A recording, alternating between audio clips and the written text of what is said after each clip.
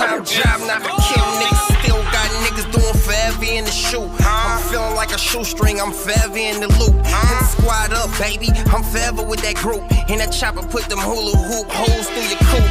I'm all about the guap, my hustle is the truth. Papaya on my mama, miss you like a loose tooth. And ever since you left, ain't been right with the group. And I still check on moms, miss your name in the booth.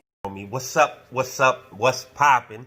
It's NateDoggSac916 coming at you live from Sacramento, man. You guys already know what it is. Hit that like, that subscribe, and that notification bell, man. If y'all want to see a lot of this fire content, you might learn something. And if you're in a struggle, make sure you go in the comments below. Let me know. I might be able to help you, man. Get in contact.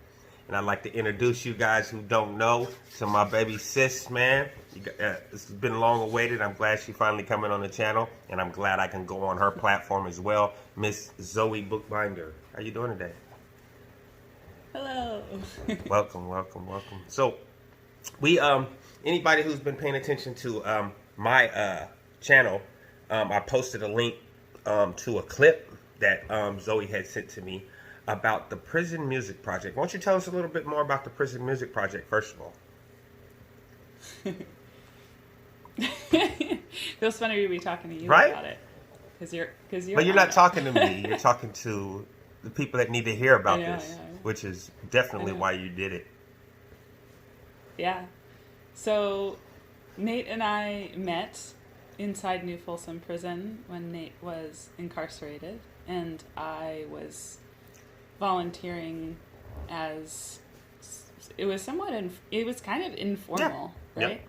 Like, I sometimes performed and I sometimes taught workshops. I do remember that. And I've talked to other people who have taught in prisons, especially max security prisons, who are just... And yes, she came into a maximum security yard. And before she gets more into that part, I'd like to tell you guys the first impression that made me feel like she was a little bit different than... There was two instances, but the first one was the fact that usually when volunteers come into the prison setting, especially the prison setting I was in, they usually sit over there on that side. And then there's at like a podium or a table where all the staff and volunteers sit. And then all the inmates or convicts or whatever will sit on this side and be spoken at, right? This was one of the first people I saw, especially female, not that it matters, but one of the first free people that I saw come in and want to sit over by where the inmates were instead of sitting over there where like the staff and stuff were. And that made an impression, by the way. So you came in, you met us doing workshop. You met me and lots of other lovely people like G and Shell and Jacob and, oh yeah, he doesn't go by the other name no more. He had Jacob. Really? He doesn't go by No, Victor not anymore? at all. Yeah, we just did a program. We just did a book release for Mike. You remember Mike? We just did a book release for him. And Jacob, well, Adam's mom told us that Jacob he only goes by Jacob now. He doesn't go by the old name no more. So. God, I love that Drifter? name. That's great. And he has no more beard either. Of course. He shaved his... Actually, no, he looks weird with it. I got a picture. I think I saw a photo without the beard. He hasn't called me. He calls me like once every 3 months or something. I think he thinks that it's like an I don't know, an inconvenience, or like he's putting me out by calling me. Next time he calls you, give him my phone number. Tell him to call me too. Yeah. Okay. Yeah. But so you met us all in this group, and what made you want to go further with it? I mean, it started so organically. So I was doing this. I think at this point maybe I'd been coming into the prison for a year or less, and I was doing this collaboration with this dance company, and they often do like issue-based work, like mission work, and their recent season had been about global warming, and I didn't feel like writing about the environment. Right. And the issue that had been on my mind, you know, every day, every moment for the year that I'd been going inside the prison was mass incarceration and the misconceptions that people have about it, and the misconceptions people have about people who are in prison. And so first I thought, okay, how do I write a song about this, though, so that I can collaborate with this dance company, because this is the issue that I care the most about. So how do I write a song about it? And I was trying to write a song about it, which felt silly and wrong, and I was really struggling and hit this block, and then ding, it occurred to me. I was like, okay, I don't have to write this song. I am hearing all of this work by guys inside that I'm, we're doing these open mics and these songwriting sessions, and I'm hearing all this work. Like, I don't have to write this song. There's so much material for me to pull from, as long as the writers are okay with it. And the first person that I asked was Shell. And that's you guys, all my setups, you guys know who Shell is. On the album they call him Alex. Yeah, Alex. Yeah. But everybody knows who Shell is on my channel. Well, on the so we shortened everyone's name on the video because the video is very short. But on the credits, your full the way that you want it to be is there. Yeah. And it's our name, Alex. Nickname, and last name. Right, I got it. Yeah. So you asked him, and his response was, "Hell yeah, hella animated." I already know because he's always animated. But very. Oh yeah, that's my dog. That's my little bruh. That's little bruh off top. And him and G was like two peas in a pod, so they was always together with their little rap books. So I remember. Yeah. So that's how it started. And first I just did the performance with the dance company, and then people were very struck by that song and those lyrics, because people don't. A lot of the people that I perform to, my audience tends to be very white. It's not my intention, but it is how it is. And my audience is unfamiliar generally, and they're more familiar now. Absolutely. Thank you. But at the time, they were very unfamiliar with these stories, the stories that come from a part of the population that they rarely encounter, or if they do encounter, it's very brief, and it's never a meaningful encounter. And so it struck me. And I want to say that, like, before I worked in the prison, it was really the same for me. I didn't really understand. See, that was funny, because in my head, I was just thinking, I need to hit you with the background stuff I hit people on my channel with, because I don't think that they're going to really get it right now, coming from you explaining it, if they don't understand the fact that you came from that type of mindset as well before you started getting it. You know what I mean? You didn't know anything about, one, that we were more than just a file. You didn't know this. I'm sure I don't know. I can't speak for you. I can't say how you thought about people that were incarcerated, or if you thought about people that were incarcerated at all. But, I'm sure you got I'm positive you got a different outlook after you came in there a couple times. Yes, I did. I think you hit on it right there, which is that I didn't think about people in prison all that much before, and when I did, it was probably something like, that's got to be hard. I didn't think a lot about it. And it is. It can be. I was definitely raised to not judge people based on single events or their backgrounds. Absolutely. So I feel very lucky that I was raised that way. So I definitely went in already without a lot of preconceived like ideas. I said, it could be told. It could be told by your actions upon coming in that you weren't like oh my God, like those guys are dirty or dangerous, or I can't be anywhere around these guys. Like I remember the first time walking in the room and seeing you, I'm like, why is she? Because I think you were literally, I think it was held in the law library the first time I ever saw you. And you were actually the first time I ever saw you, you guys were at the law library counter, and you were just, I think it was G and Shell you were actually talking to, I believe. Or it could have been some of the other fellas, but you guys were standing at the thing just talking, chopping it up. And you had your little brown book in your hand that you always had, that you used to keep notes in. I'm pretty sure you probably still have it. The leather looking book. Yeah, I got a memory. And you guys were standing there talking. I'm like, who is this? Is she just over there talking normal? Like she belonged here or something. But, you know, and that's a good thing, because then that makes us relax, to be honest. It made, at least me, because I was you remember, I was this guy in the group all the time at first. I just sit back, listen, yeah, all right, let me do my part. And then, for those who don't know, I think you held you made us write a piece, or you made us perform pieces, something like that. Somebody made us perform pieces, and then you heard it. It was either you or the other lady that made us.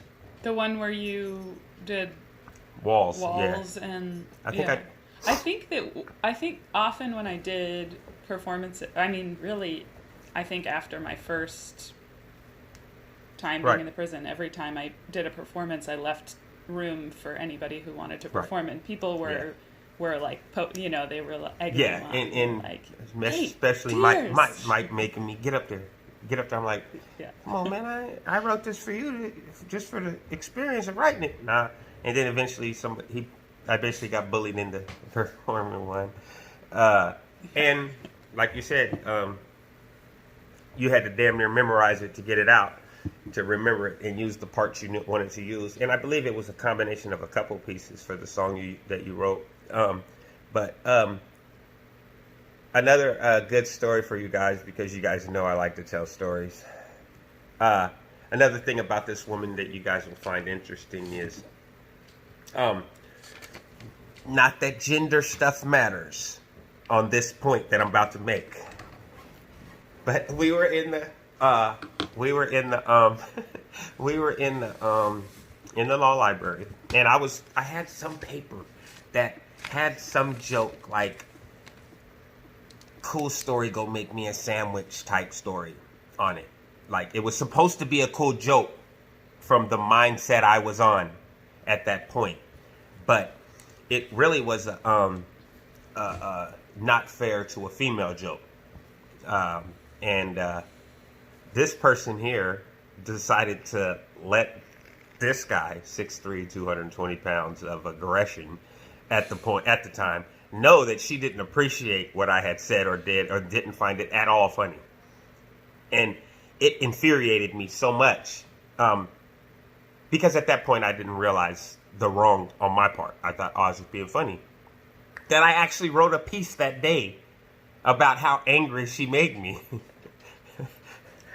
I wish I had it right now. I think I got it somewhere in the house, actually. But, and we ended up talking about it later, but that just shows you the, what is it, chutzpah? What is that the word they use? Like, she don't care about saying what she has to say on her beliefs, and that made it even more like, oh, shit really ain't here just on no, I'm going to do whatever these guys want to do just to make these guys smile today. She was on some trying to help, trying to teach, trying to experience the whole situation all wrapped into one. It wasn't just, oh, these guys are criminals, so if I don't want to upset anyone. She didn't care. Which is a good thing, because it's like she said, it's organic. It's organic. It made it more organic. It made what she decided to turn into a project work, in my opinion. Because I didn't even realize that's what she was going to do later, until she told me later. You know, when I first, my first visit to the prison, as you know, I didn't know I was going to come back for the next 5 years. I thought, this is going to be one interesting experience, and that's it. And I'll probably tell a really interesting story about it. It'll be stage banter. Who knows, you know? like it was pretty selfish, honestly, my motivation to go in the first Right. time. Ooh. And I just remember being very struck by, I mean, again, like part of how I was raised is just to treat everyone like a human being. Right. So I was doing that, and it was like I had never seen the kind of desire to be treated like a human being, and the, like, I know that in prison plenty of folks are treating each other like incarcerated person to incarcerated Right. person, like human beings, but I could tell that it was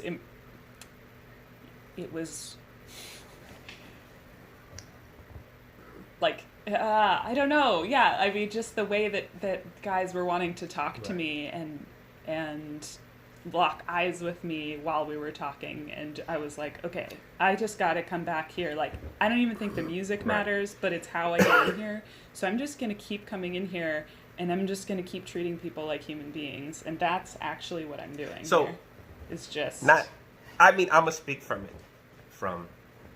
an ex-convict standpoint, the way that I Please. felt while I was a convict. And I'm not saying this is how you looked at us. I'm saying this is how I felt. And Yeah. the way I felt, and where you would have got that look from me personally, was like we finally saw, like a dog being in a pound, and then seeing some kind of light, like I might make it out of here. I might be able to feel wanted, feel known, feel loved, feel cared about from somebody other than the way we're treated every day around here. You know what I mean? Because, I mean, you gotta imagine we're walking around with guns pointed at us out the windows, and everything is aggression coming from guards. Even the way they say go take your shower is an aggressive way of saying it. So it's an aggressive environment. So then when you got people coming in like genuinely wanting to help us, like you and two other people whose name I won't mention because I haven't had the permission to mention their name, but you know who the two other women were. That did the creative writing class, and did the professor lady that came too. That was the daughter of the dude. Those people, they, as well as yourself, they showed us that we're not just here to get numbers, because you guys were all volunteers. So it's like, we're not getting paid for this. We're doing this with our own time, and that made something like, oh, so wait, you don't have to be here. You're choosing to be here. You're choosing to be around us. So that's like, oh man, I can go. Okay, at least somebody gives a crap about us, especially those inmates, aka convicts, that don't have anyone on the streets, don't have family members, don't have loved ones, don't have nobody coming to see them, don't care. You know, as you know, I got visits every weekend, and I was blessed to have that. Thank goodness. But there's that's like 10th percentile of the whole prison. You know, a prison yard can hold, for those who don't know, an average level 4 180 design yard can hold up to 1,500, about 1,500 to 2,000 inmates. However, the average visiting room for a level 4 180 yard can, they have about 25 tables. That means they have about visiting room for 25 inmates at a time. So just imagine almost 2,000 inmates on a yard, and they only feel they need to have 25 tables. So that just tells you the ratio of visits to inmate that they expect or get. You know what I mean? And it's more like a little over 1%. yeah. So I mean, New Folsom had a bigger one, but most level 4 prisons only have, like I said, 20 tables, 20 to 25 tables. New Folsom had like 50.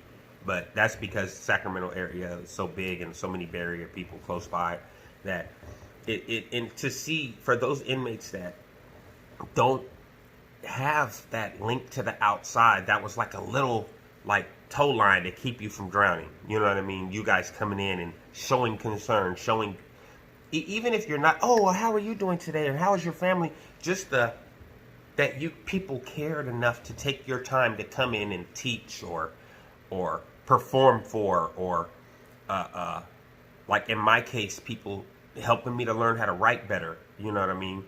As far as like creative writing, or it's like making us separate our brain from what's going on in there to expand it to more stuff. And as you know, because you've been in there, there's so many talented people in there. There's so many, and you've only got to see a fraction of them, because a lot of them are just too. I'm not going in there. I'm gonna be in the yard. It had got to the point where people would see you walking from the door to the gate to go into the law library with your guitar. Certain people, and be like, "Oh, I gotta go, bruh. I gotta go. They're finna call the class in a minute. I gotta go. And because you used to have the guitar all the time, and it was like. Mm-hmm. It was like a little beacon of light, like to see you or to see, I mean, screw it, Miss Karen or Miss Anna, you know what I mean? When we see these certain people, it's like, oh, cool, get a break from this crap. And for people who... So there were more than the three of us. No, absolutely. There was multitudes of people that have come in over the years. Right. I'm saying the people that I had personal experiences with. Absolutely. I'm wondering, like, what the difference was for you. Was it this thing of not that we didn't separate ourselves? Well, see, there were males. There were males as well. Don't get me wrong, but I never, in the group setting, in the law library, I never dealt with any males on a one-on-one basis. It seemed like of course, the guy who was the AIC guy, lovely guy, great guy. He was, I've talked to him. I used to always say hi to him in the yard. But the males that came in, Jim Carlson, yeah, Mr. Carlson, he was a great guy. I've met up with him since I've been out here on the streets. You know what I mean? We did 2 book releases for Mike. You know what I mean? We've been around each other. Him, his daughter, Miss Karen, all kind of people that I've even the associate warden from New Folsom was at the last one. Anna Lieutenant. And they remembered me. They were like, "Hey, we know," because I got up and spoke, and they were like, "Oh, that's Nate." And I can actually send a clip of me speaking for you for this if you want to add it too, at that actual event. But. Like you said, like you just implicated, it was the fact that it wasn't, like I said, just a panel talking to a group with you guys. Like Anna sat right here and leaned over your paper and was like, "No, dude, scratch it, move, no, scratch that out, do this, try that, look." And then you would come sit in between 2 guys and just like, and not that it was just guys, it's just, I'm saying guys because that's all we were, was just a bunch of guys. You know what I mean? But you would just come sit in between us and read and, "Oh yeah, let me hear that," and listen to our stuff and listen to guys' songs and help Adam break out of his shell. You know what I mean? Because he was just like me, just sitting in the back, big, burly, bearded, quiet dude. You know what I mean? But you guys help. I mean, I seen the inside. I seen the soft, creamy inside because that's my dog. But you know what I mean? But it's. We're not used to any kind of kindness being shown. That's it. That's the way I was looking at it. It's not I'm looking at it. That's the way we look at it. And on that point, I could speak for multitudes of men. We don't expect kindness coming from people when we're in prison unless we're going in the visiting room, and that's our family members. Yeah. I want to say, like, I've thought about this quite a bit because Jim Carlson is one of my heroes. The fact that he, instead of pursuing his painting career, he's a very talented painter. He decided to dedicate his life to working in prison and choosing to be in prison 5 days a week, which, who in their right mind chooses to be in prison 5 times a week?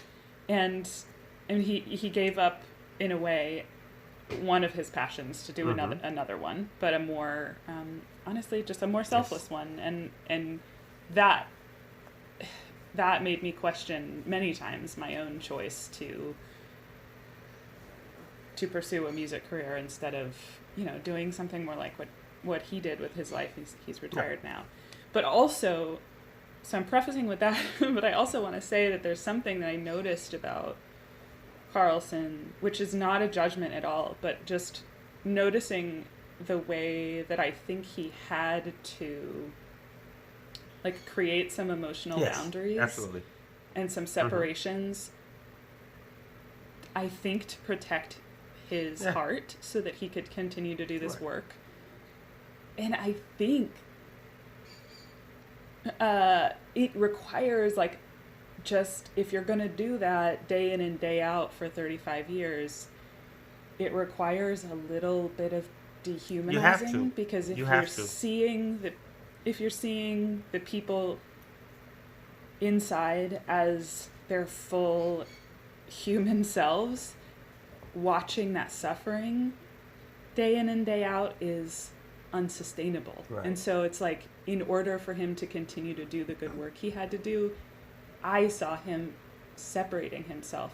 Well, he had to do the same thing. Obviously, he had to do the same thing that a lot of us had to do being there. Being incarcerated, period, is like basically create himself an emotional switch. Because if he left his switch all the way on all the time, like you said, it's not sustainable. It'll drive you crazy. You know what I mean? It'll have him in a state of depression just thinking about, because we would become all of his brothers. You know what I mean? Just like we did. I mean, some of us did with you. You know, it's like, that'd be like if, and he's like Big C. He dealt with Big C almost every day, 5 days a week for years. Now, just think, and then Big C has to transfer, and now my brother's gone, or my brother's still stuck in there, or something happens on the yard, and the first thing you worry about is Big C. Did Big C happen? Something happened to Big C? Well, you have to. I mean, unfortunately, I'm trying to figure out a way to say this without crossing political lines, prison political lines. It's not right, but there's certain stuff we had to do in there in as convicts for our own safety that made us have to not have emotional connections to each other. It could be cool, we could be cool, but at the same time we understand there was always a certain boundary to where if this happens, then you know this has to happen. Where in the real world, it's like, not so much. It's like, my bros are my bros. But like in there, it's like everything is so boxed off to where you can't be all the way open. You know, everything is compartmentalized. You know, you can do this. Do you mean racially? Huh? Do you mean racially? Not just racially, but that's a big thing too. But not just racially, but just political. Like prison politics is crazy. Like no matter where you're at, whether you're at a level minimum to a level 4, it's like there's always that back of your head block that I'm cool with you now, but I might transfer next week. So you know what I mean? I'm not gonna get too connected to you where, like you said, like. That's like if you're around somebody every day and then they transfer. How many times do you give all your emotions to a person? Or, you know what I mean, that brotherly bond with a person as far as inmates are concerned, convicts. How do you brotherly bond with an individual? Even a cellie, like a person you see every day, all day. Knowing that at any time, one of you guys could be gone. So there's always that it can emotionally cause issues for you. So you have to hit that switch. You know what I mean? And that helps. That helped me personally deal with being incarcerated for 17 years away from my family, and not lose loved ones while I was gone, pass away, and not being able to see my kids at certain points and stuff like that, and not go crazy. You know, in order for me not to go crazy from all the emotional turmoil that initially I created for myself, but you know what I mean? Don't get me wrong, I'm not the guy saying, oh my God, my family didn't come see me, oh, they're so terrible. No, I put myself in prison, so that was my fault. I did that. However, in order to deal with a lot of the emotional turbulence that I had to deal with while incarcerated, it took a lot of work. And at first it was just all fight. You want to fight? I'm gonna fight. I'm gonna stab you. It's okay. Let's go start a war. You know what I mean? It was, and I learned through the men's group, which I'm sure you heard about a little bit from us, that I was just that's when I learned that I was stuffing all this other stuff into the violence bag. And then I would just pull from the violence bag every time I felt like I needed to deal with missing my mother, or the fact that my grandmother had passed away, or my aunt that raised me most of my life, or shared raising me with my mom for most of my life, died, that these people passed away. The way I dealt with my baby mother taking my kids out the state and not giving me no contact for over 5 years of my time. Like, I just put all those emotions in the violence bag instead of compartmentalizing them and deal with them as they were. What they were. I just, okay. So since I want to cry about this, I'm not going to cry because I'm too manly. I'm not going to do that, right? Bullshit. Excuse my language. But I just put it in the violence bag and pull out the violence every time it got too full. Then of course I needed to empty it. Just like I wrote a piece called Emotional Jar. You stuff it until it gets too full. Well, eventually it's going to bust. And that's what would happen. Eventually it would bust. And once it busted, I go to the hole, I go to the shoe, or whatever happened that put me in solitary confinement, for those who don't understand what those words I said before meant. And I'd come back out and we'd start it all over again. I'd start filling that bag up again and again and again until I started realizing that I'm a grown-ass man. You know, my mama died. I should have been crying. You know what I mean? That's my mama. You know what I mean? And I sat and I had tears. I sat in a room after paroling. My sister made a DVD of the service, of my mom's service. And she saved one for me. And she gave it to me when I came home. And I literally sat in a bedroom and watched that video and bawled my eyes out, not realizing that I missed my mother so much. And that's crazy. That people don't. I mean, I'm talking about the shaking crying. You know what I mean? Not even just the regular, just tears falling. I'm talking about the not snot coming out of my nose, because that's just too extra. But yeah, just it's crazy that we don't realize how much while being in there we had to create that switch. Well, me personally, I had to create that switch where I couldn't, because showing any kind of emotions was to me, I'm only speaking for myself and people like me at that time. We used to feel like any kind of emotion was seen as a weakness. You know what I mean? Showing too much emotion was a sign of weakness when it comes to war and strategy and stuff like that. It's like, even the fact that I went to visits every weekend, like I got into an incident like the Friday before I was supposed to go to a family visit. You know what I mean? And why did I do that? Did I want to do that? No, I didn't want to do that. I wanted to go to my family visit. You know what I mean? That's 3 days away from everybody. I just get to sit in a room with my loved ones. You know what I mean? But I didn't want to get into that incident. However, if I didn't get into it, I would be showing everyone from the mindset that I value this more than handling my business out here. And then that will be seen as a weakness. So now you can do whatever you want to do or act however you want to act towards me, because you think I won't do nothing because I got a visit coming. You know what I mean? So that gives you power over me. And in that setting, that's not a good thing to give people power. It wasn't a good thing to give people power over you.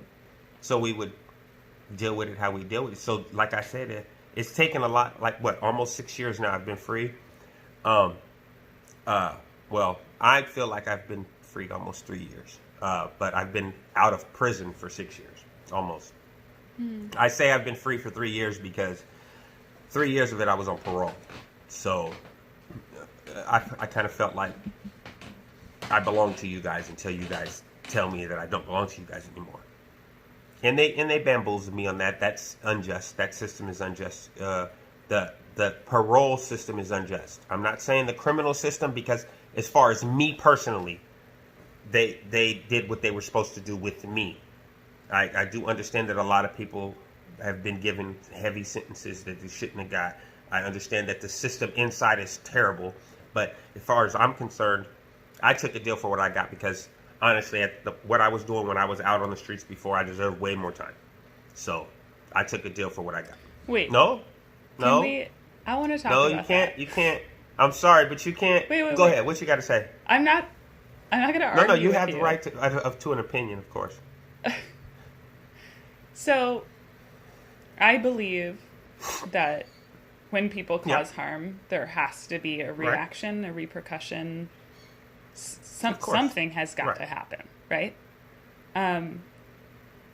I don't think that our criminal justice system, the way that it is very effective. I think you know that you are an exception to that. Like, you were in for 17 years and you got out and you're doing great. I'm trying to be successful. You know and you are. And you know the recidivism rate. It's like 93.7. It's not just a number. Our friends got out and went back in. A lot of them, Two of them that we both know together, Right.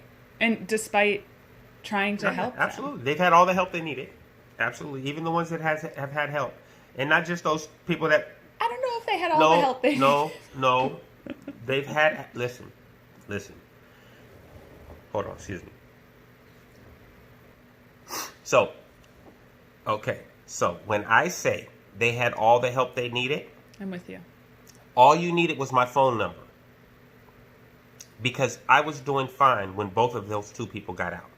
And I'm not the type of person that makes excuses for people who make bad decisions. I love my niggas to death, excuse my language, but I love my dudes to death. But you have a choice.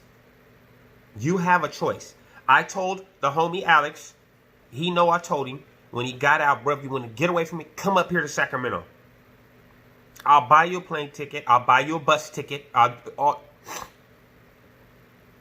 Well, okay, but wait, pause. I called his parole officer and begged and pleaded. Yeah, well, I told you the parole department is terrible, so. Anyway. Right. To let him transfer to Sacramento so that he could be near you. He told me he wanted to come to Sacramento. I know that. That's why I was like, come here. Alex wanted to go to Sacramento. You can't lose here. You can't. Not around me. You can't. I'm not going to let you. But I can't. Yeah. I can't help you as much as I can help you if you're in my presence. Yeah. If you way down there. You know what I mean? But the parole, like I said, the parole department, like I said, I really feel like a lot of the system is just like you said. I do feel like people need to be, for every action, there's an equal or greater reaction. So if you're out killing people, then you obviously need to be judged in some way according to the laws of California or America. Let's say it that way. We're not talking about personal. We're not. Well, you don't have to. No, you don't have to agree with. Okay, see, that's the thing is we don't have to agree with the laws that are in place in the land that we live in. We don't have to agree with them. I don't agree with a lot of the things that happen. I don't agree with the fact that, and this is my personal stuff, I don't agree with the fact that child molesters get out way less time than a person that gets in a fight. So me and this man can have a one-on-one fight and he can get hurt and I can get 5-10 years.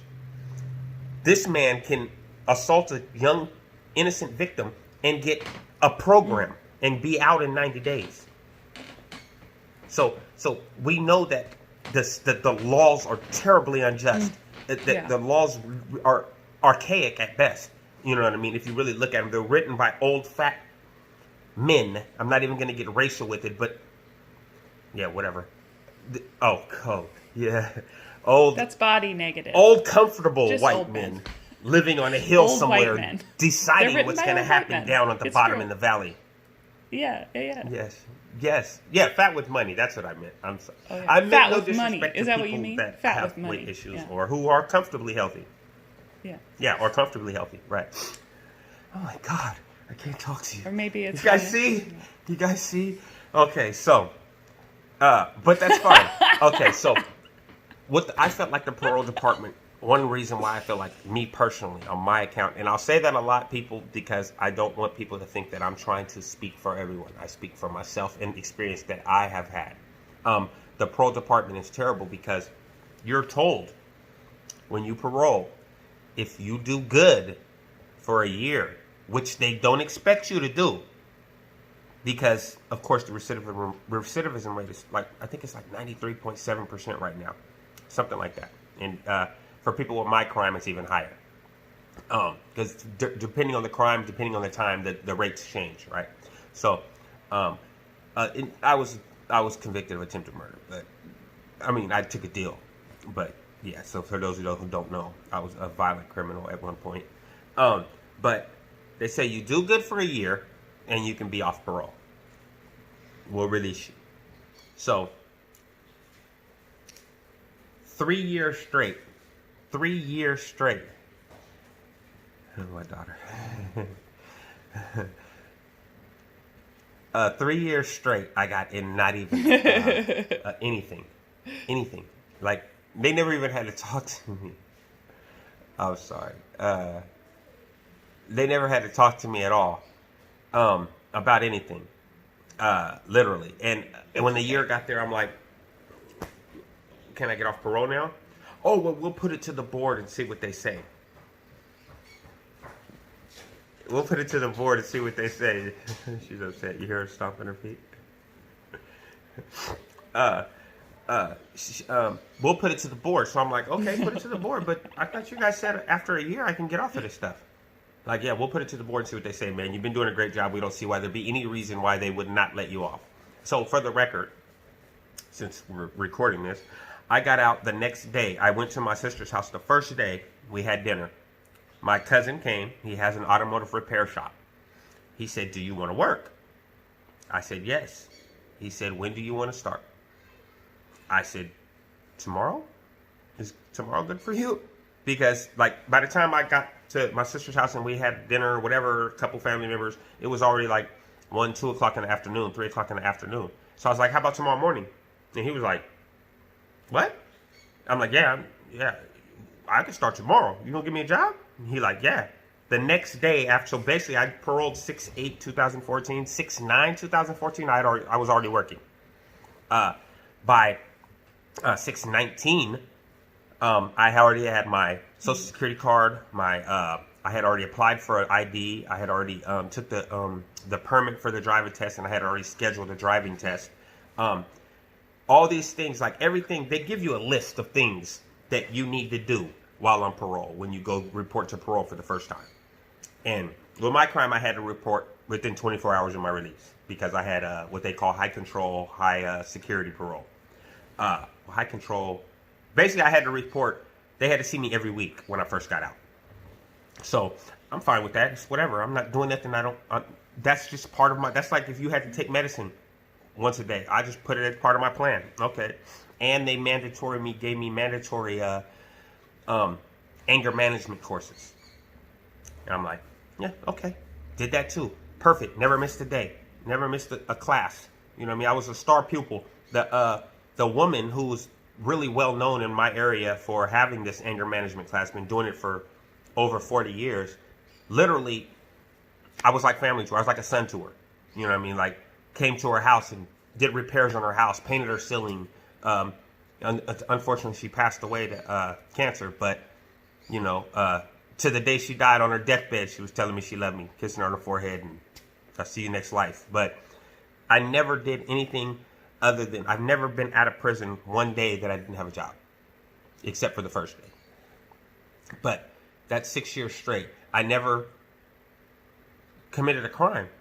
I never done anything against the parole department, and they still made me stay on parole for the whole 3 years that they could. Like, there was no exceptions to it. It's like you said, I'm an exception to the rule. Well, I went above and beyond what they wanted. Like, there was times when I would go in and give a urinalysis test when they didn't even call me, because it's like, why haven't you guys called me in the last 2-3 months? What's going on? Oh, well, you're just doing good. We're not worried. Well, then give me off parole then if you're not worried about me. No, you got to wait the whole 3 years. They kept saying that due to the severity of my crime, they had to make sure that I was going to be good for 3 years before they could release me.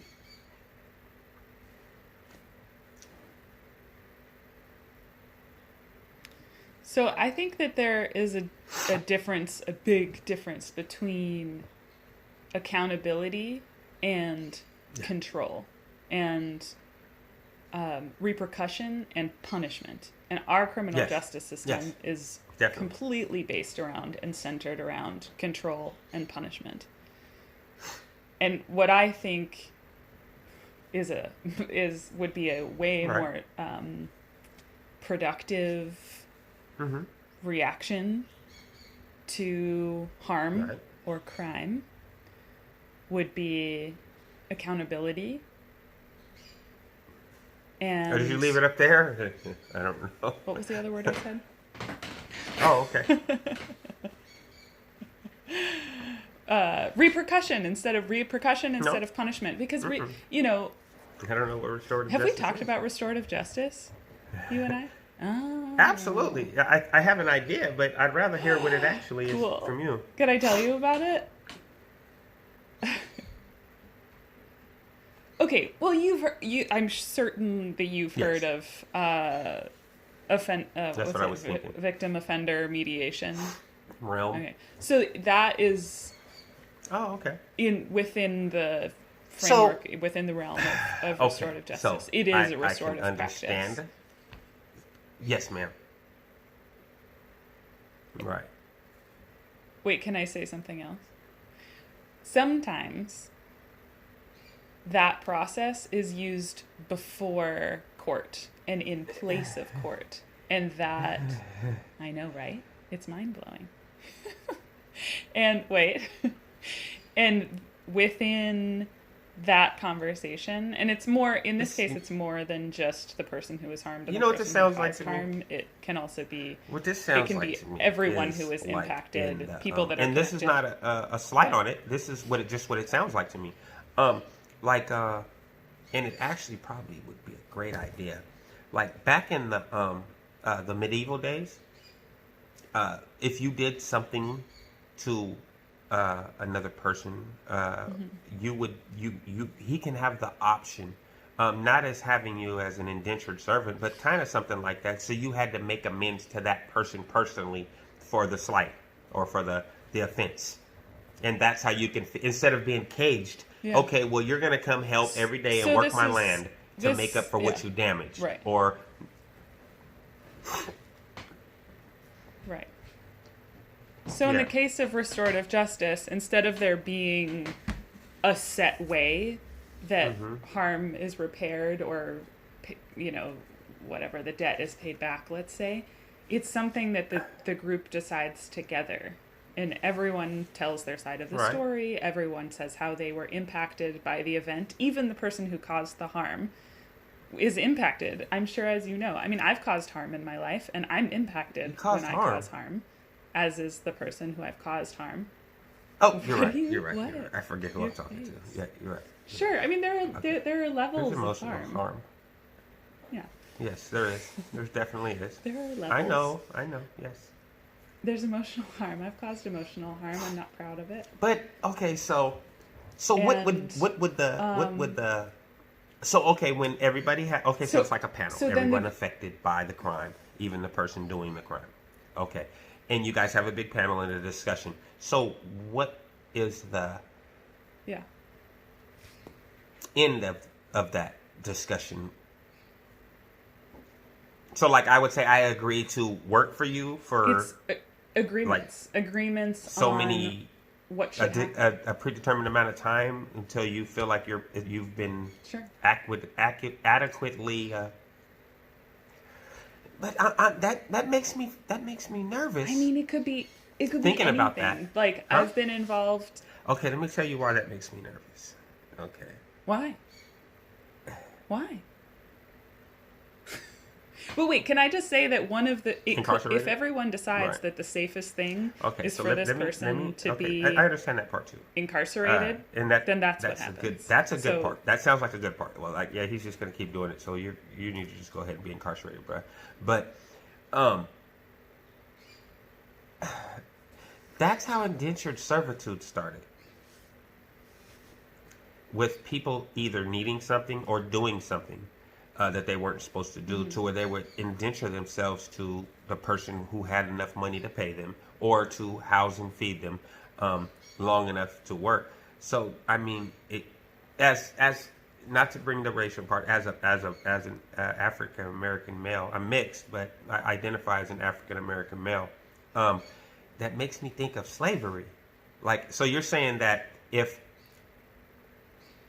if I commit attempted murder and I hurt this man, there's him, his family, everybody affected by what I did to him, because obviously he couldn't work while he was in the hospital or whatever, can dictate. And I understand my wrong in it. Don't get me wrong. I understand my wrong in doing what I did to him, and he should understand his wrong in doing what he did to make me do what I did to him. But they can make a decision where, okay, well, you have to work for us until, and give us all the money until, it's like basically restitution. But now I'm indentured to that person, if that's what they decided in restorative justice. Well, yeah, but that's me, and they're not the only ones who decide. So you'd be in the conversation. Your family, your family would be in the conversation. If you wouldn't be outnumbered, you would have people supporting you and holding you accountable. And there would also be an unbiased party from the community who's not necessarily and I in think relationship. that can work. I think that could work in certain instances, because it is. I don't think that and you'd all community decide race together is seen and like that, because they're all part of the same community. So we're all going to do what's best for our community. You know what I mean?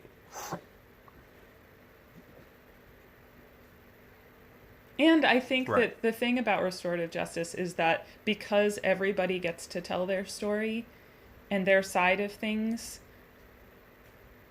everything is taken into account. With the criminal justice system, like the court isn't taking into account that so-and-so was brought up in foster homes and their parents were incarcerated and they're coming from poverty, or... all of these things are not taken into account. Whereas in restorative justice, that's taken into account. And if something that could be decided at the end of a restorative process when the agreements are made, it might be decided that so-and-so, if so-and-so goes to prison, that's not going to stop that person from harming people. But what would stop that person from harming people is having... a stable living situation and counseling and a job. So sometimes the reaction to harm is to support a person who caused harm, because that is what the point is, not to punish someone, but to reduce harm. Because and if the way to reduce harm is to support the person who caused the harm, why not?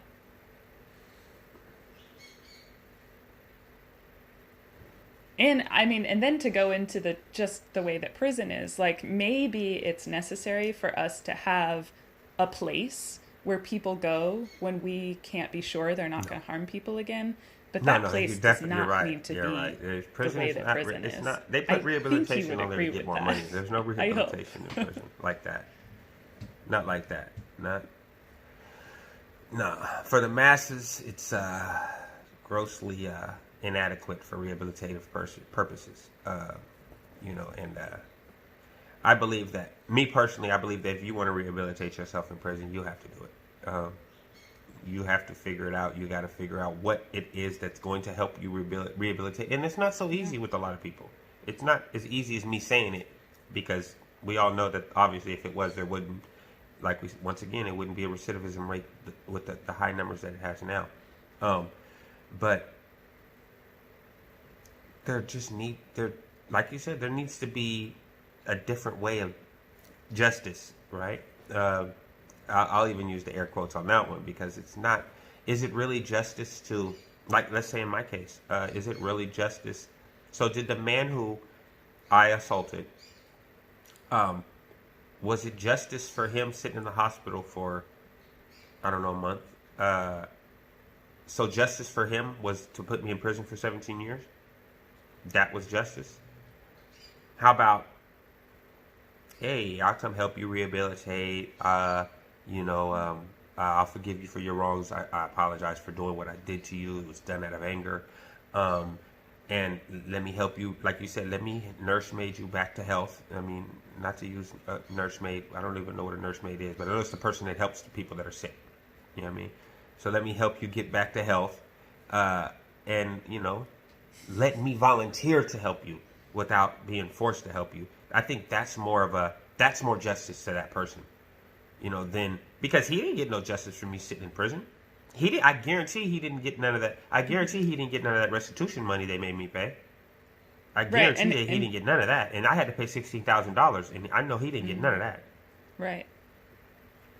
No. And he didn't. No. Yeah, well, he did because he got to get on the stand and he and didn't say get I a did say, it. But probably, in what happened to you. Well, that's not What getting if- a say what the sentence is going to be, though. Right. That's just saying, But yeah, that's he not- did do that. that's Yes, it was nothing. him. I mean- Yes, this. Exactly.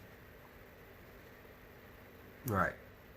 I mean, the closest Yeah. that people He didn't get make is the that, but yeah. victim impact statement, which is something. Yeah. But Once why, I saw the videotape, right, I took the deal. I didn't not go to everybody trial. gets He to. didn't have to do But that. Once I saw the videotape of him saying everything that happened, I was like, yeah, I'm done. I'm good. I don't want to take this to trial. Well, I didn't think he would. Honestly, it was gang you thought member you'd on have gang member not stuff. a good chance. Drug dealer, gang, street stuff.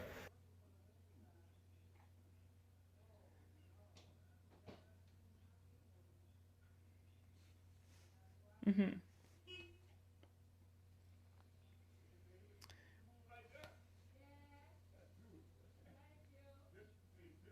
But it was me and another street person. Me and another person from the streets. So I didn't think that it was going to go to the courts. I thought that what I did to you was a direct result of, not saying that it was right what I You went did to or the anything police, like which that, is but according to the called life what? we were There's a living, term it for was that, part right? of the rules of the jungle. You do this is what happens. And I thought that he would come back instead of going to the police. I didn't think he would go to the police. Ratting, yeah, he went snitched instead of being a beast, like, because we were both on the same like kind of level. Like we, as far as those who don't know, we were both turned up. We were both out there wild, like selling drugs, gang banging. He was just from the other side, and it just happened how it happened. So I never thought that it would be. When they were telling me, oh, he's going to testify against you, I'm like, my lawyer said, oh yeah, they said that the victim is going to testify. They got like 5 other victims that are going to testify against you too. I'm like, whatever, all right. Then at first I was going to go to trial, but then they came with that videotape where the detectives went and interviewed him in the hospital room, and I was like, did he face any this repercussions dude just told on much the street? stuff that didn't have. He told stuff didn't have nothing to going do to the with police? what I did to him. I'm like, just other stuff he knew I was doing because he was dealing with me. I'm like,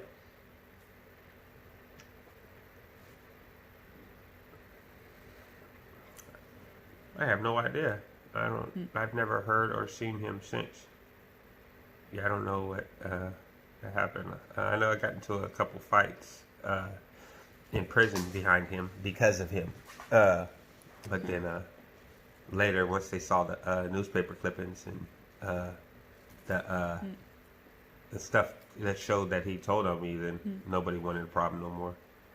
When they saw my paperwork, so like, this is who y'all want to fight about? This dude? The one that's making this statement right here, that's who you want to fight about? Oh, okay. You guys can fight about a rat. Okay. But I don't know what actually happened on the streets to him, but this video is going on your platform, so I'm not going to say how I feel about it, but the people on my platform know how I feel about it. So, and no matter how evolved I get, I feel like if you choose a lifestyle, he was doing the same things you were doing. But then I feel making sure you got a punishment to live for by it. the rules of the lifestyle you chose, or don't get into it. Absolutely. It's not like I've never, listen, just so we clear for all the listeners, all my subs already know this.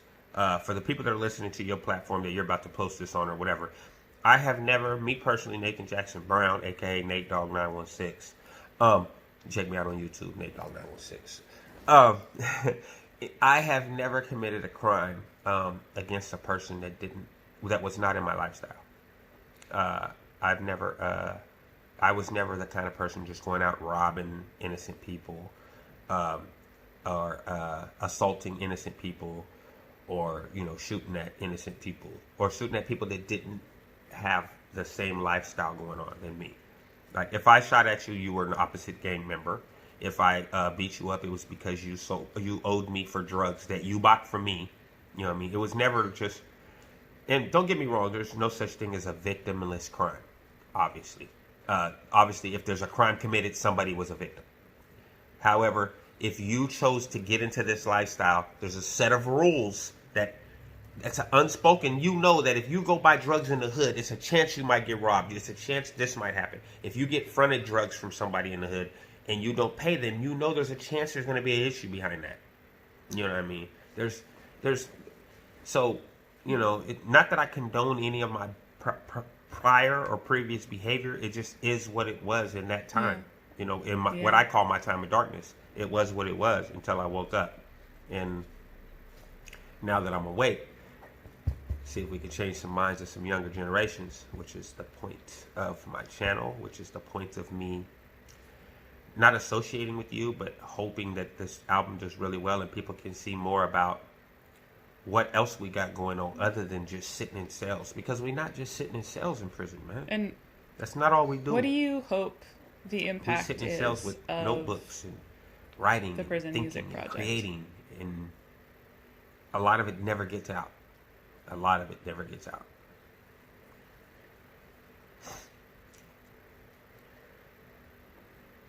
I hope that the Prison Music Project will wake up enough people who are blind to what's going on in the prison system and the justice system as a whole.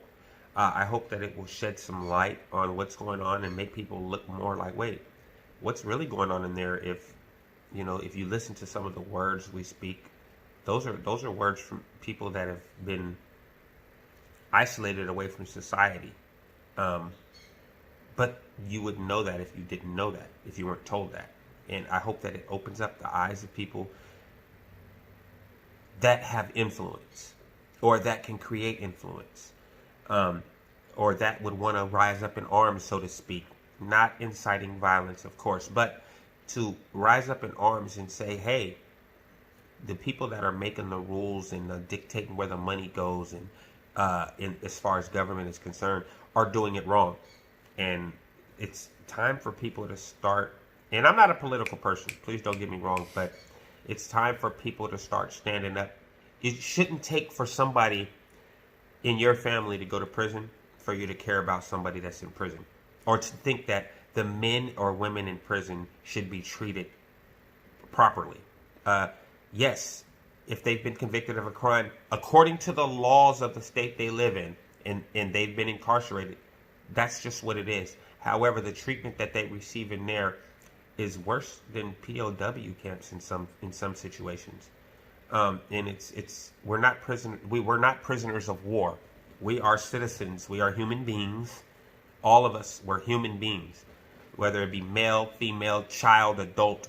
You know, the way that we're treated while incarcerated is horrific. And if some of you people who are watching this actually knew, you guys, even with the documentaries you guys have watched and these TV shows you guys watch, which are totally 100% off base to what's really going on, if not scripted, it's situational, what they're showing you. And they only let the camera see what they want you to see. You know, you guys don't see what happens when the cameras are gone. You don't see all the treatment that inmates get, to where all you guys see is the reports when the inmates fight back. You witnessed. Or when the convicts fight back. That's all people out here in the free world get to see.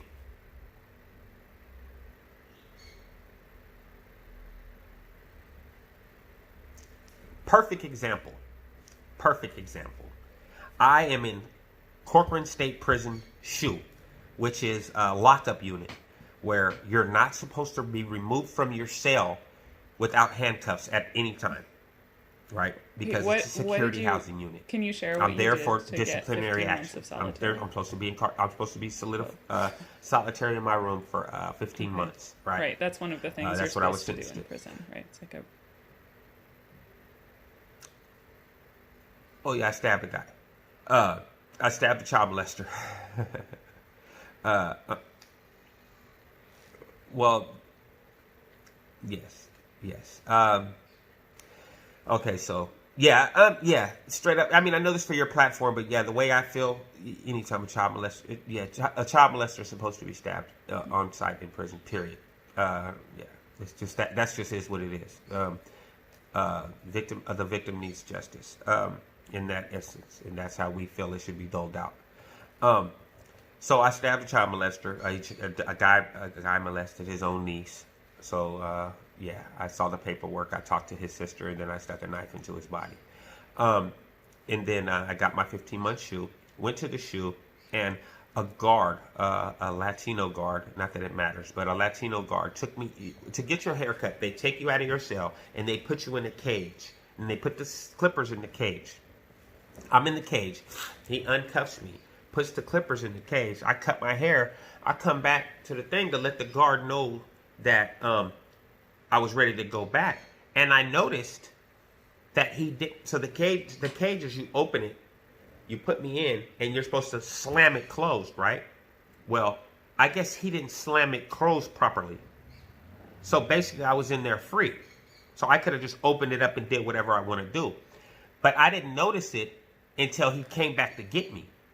Because when he came back to get me, you back into the hole to put your hands through. And when I backed in, I bumped into the cage with my behind, and it pushed open. And I looked, and then he hurried up and closed it right then because he thought I was going to try to come out. And grabbed my hands, don't fucking move. I'm like, hey man, you doing all this shit, and you're the motherfucker that didn't lock the cage. That's your fault. I didn't do nothing. Just cuff me up and take me back to my fucking cell, right? So he takes me back to my cell, and this is where the part where was totally unjust. He put me in my cell, right? He said, "You're gonna get," and then he tells me while we're walking to my cell, "You need to watch your mouth." And I'm like, "I don't need to watch shit. You, man, come on, man. You hella tough when I got handcuffs on, man. You got all the power you need, man. Stop talking to me, man." "Yeah, one of these days you're gonna get yours." Man, whatever, man. You can get yours right now. Do whatever you gotta do. I'm in cuffs. You can do whatever you want to do to me. So we walking. He puts me in my cell. He goes out, and I'm watching him as he walks out the section. And I see he says something to the tower cop while he's walking out of the section. I'm watching the guy standing there with the gun, whatever. And they go out the section, and then I see the tower cop pop the back door because I'm watching the tower. And he pops the back door, and I see the guard that just escorted me go up in the tower. Right? And I'm looking, and they're both standing at the control panel to my section. And then I hear a door pop. I'm like, there's no officers in here. Why is there a door opening? Right? So because nobody's doors are supposed to open unless you're in handcuffs. So I hear a door pop, and I tell my cellie, hey, get up, put your shoes on. He's like, what's up? I said, I think they're gonna pop our door. I just got into it with that guard. And before you know it, lo and behold, my door popped. And when my door popped, I looked out, and when I looked down the tier, I see two Southern Mexicans coming out the cell, doing the same thing, looking around. And when there's an unspoken rule while you're in the shoe, if it's another race, it's automatically a green light if your doors are open. There's not no, if we had a problem, or no. If it's another race and your doors pop and you're in the shoe, it's green light. It's green light, period. So they see me. As soon as they see me pop my head out, they come running down towards my cell. So I thought my cellie was on my heels. So I just run out. I run out towards them. You know what I mean? To meet them halfway or whatever, whatever we're going to do.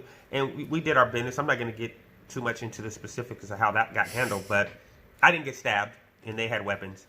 I didn't get stabbed. I didn't get hurt. I only got hit one time, but they both got hurt.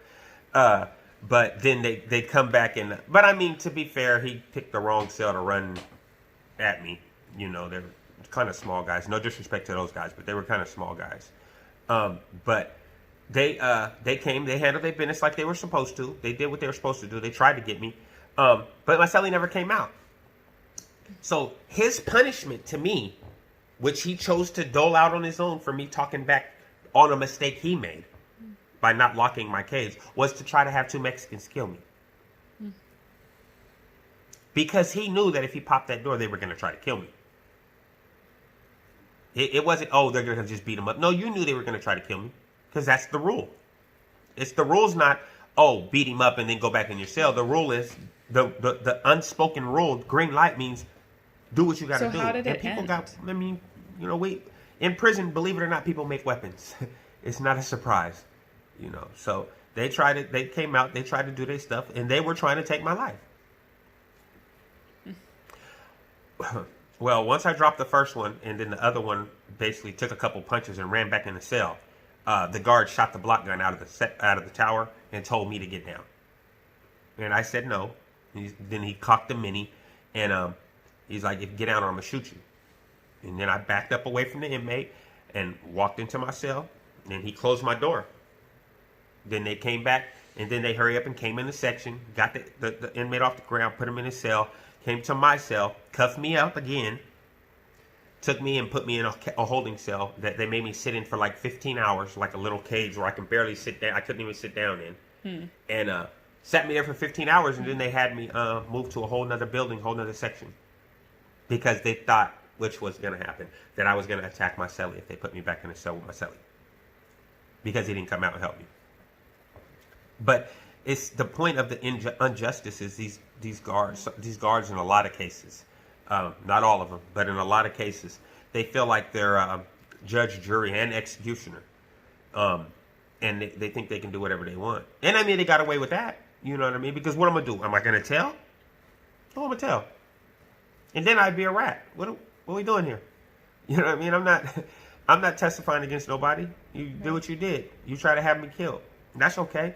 But then that's the psychological mark that leaves with someone. Like, hey, you just try to kill me. Like, really? Like, there's a lot of people in the world that never lived with ever having anybody try to kill them. Like, purposely try to kill them. And unfortunately, it's been something that's happened in my life more than once, unfortunately. Sometimes due to stuff that I did. Sometimes, obviously, in this case, not due to anything that I adversely did. It was just a guy felt like he was disrespected by something he did wrong and was called on. The way that you and it's like, had I to know how live to in deal with you. I'm prison just had these Mexicans kill you. just constantly on your guard. Really, just for telling you to lock the gate. Can you speak on that, and then how, in getting out, the adjustments you had to make to live in the world out here? Oh, yeah.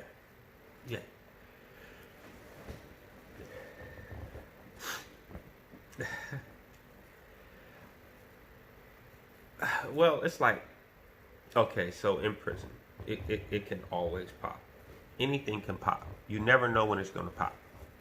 When I say pop, I mean like kick off, a fight, a stabbing, a riot. You never know when it's going to pop, so you always got to be ready.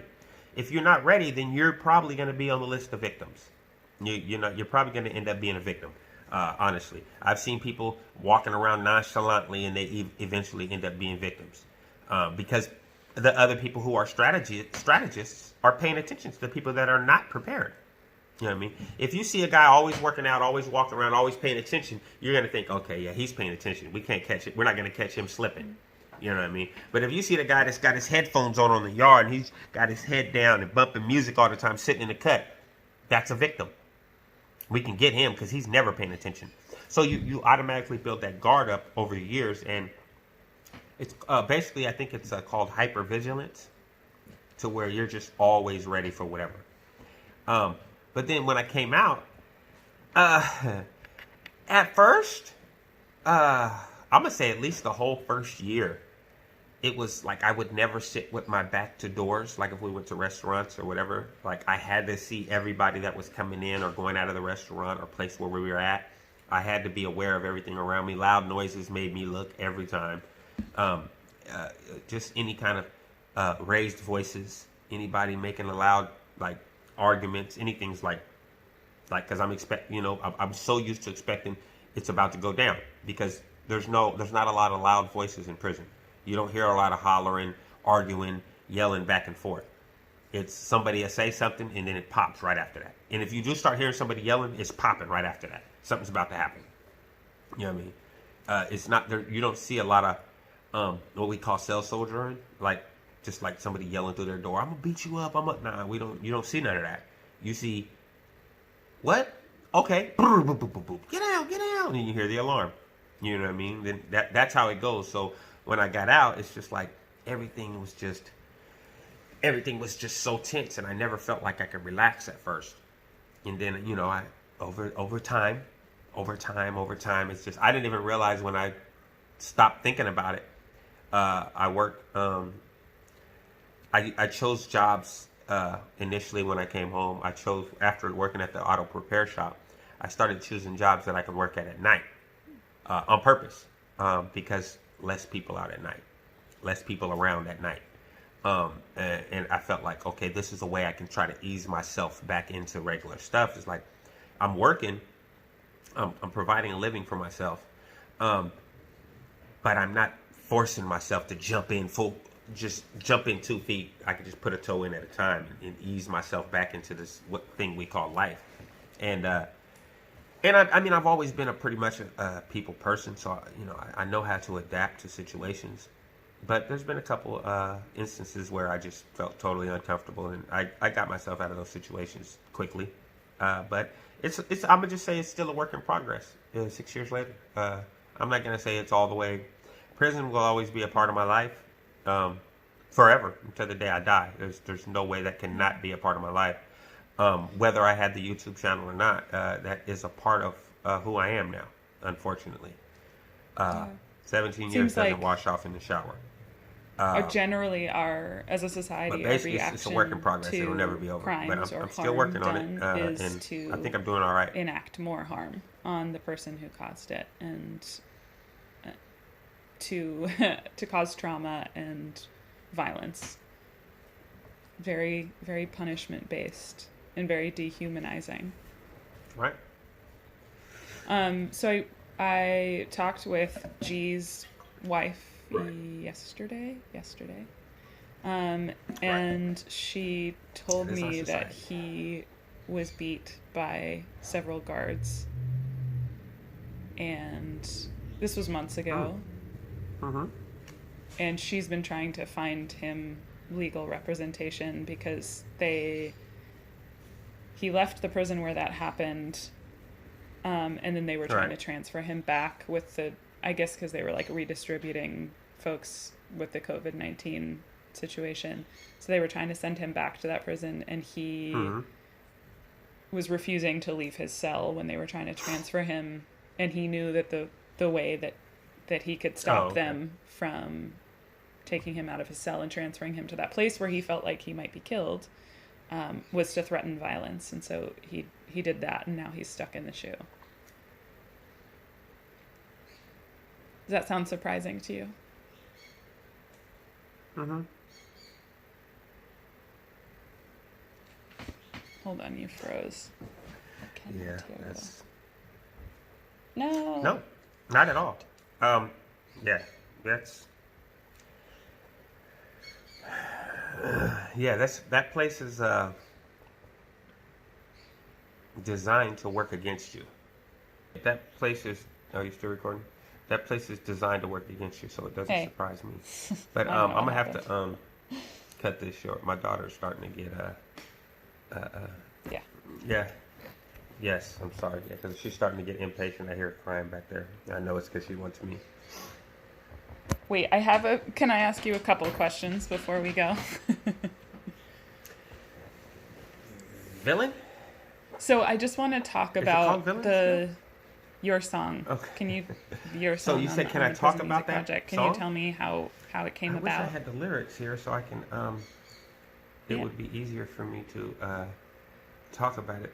Well, I know that you used 2 pieces of poetry that I wrote of creative writing work. What are you doing? Something wrong with the video?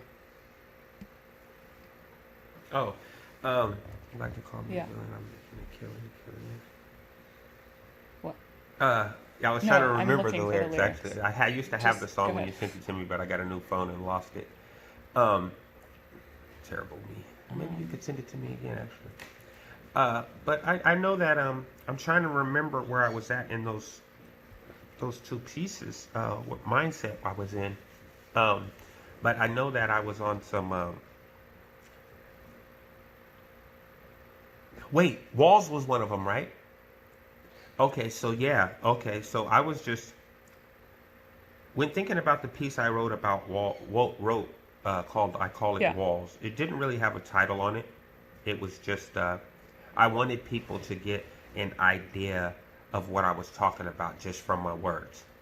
And you'll hear from the song, please buy the album, coming out in June. Help support. I think it's June 20 something, I believe. But if you can hear the piece, I never directly say a wall, but I describe what the walls were to me while incarcerated. And the walls were the only constant thing I ever had while incarcerated. I knew for sure my wall in my cell was always going to be there. It would never leave me. It would never run out on me. It would take my tears. It would keep me warm in the summer and keep me cold in the winter. And yes, I said it just like that. It keep me warm in the winter, in the summer, and cold in the winter. Not the other way around, like you normally want to hear it. When I was mad and frustrated, it'd take me beating it and not leave me still. It would stay with me. When I was hot at night, I can hold on to that cold wall and cool myself off. The mindset I was in when writing the poetry for Villain was, I was realizing that there was so much stuff trapped inside, and like walls was the wall was a cry for. It's just a messed up situation when you realize that all you have in your life is a wall. Let's see. Okay, yes. And then the other one I was writing, that was me coming back from a family visit. I was coming back from a family visit with the realization that we still stuck in here. And that there's so many different ways for us to get out of our heads and relax. And yeah, okay, I seen that. I know what two parts those are right now. Yeah, and I just came back from the visit and I saw people running barefoot in the grass, playing soccer. And I was like, wow, these dudes are, this is their way to find some kind of release, like running around playing football or doing whatever they're doing. And although I would never at that time run around on the grass barefoot, I saw those guys doing it and was like, wow, like they're really just out there having fun, like we're young again. And that's where, yeah, and that's where that came. Yeah, I got it. That's my baby. She's yelling, "Daddy!"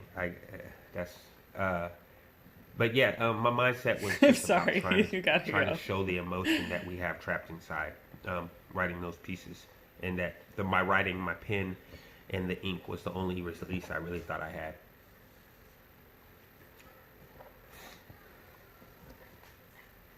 I thought that the way you combined it made it go do you feel like great, the way that actually. I combined those like, two you wouldn't pieces even realize that there were two different parts if you didn't know about it.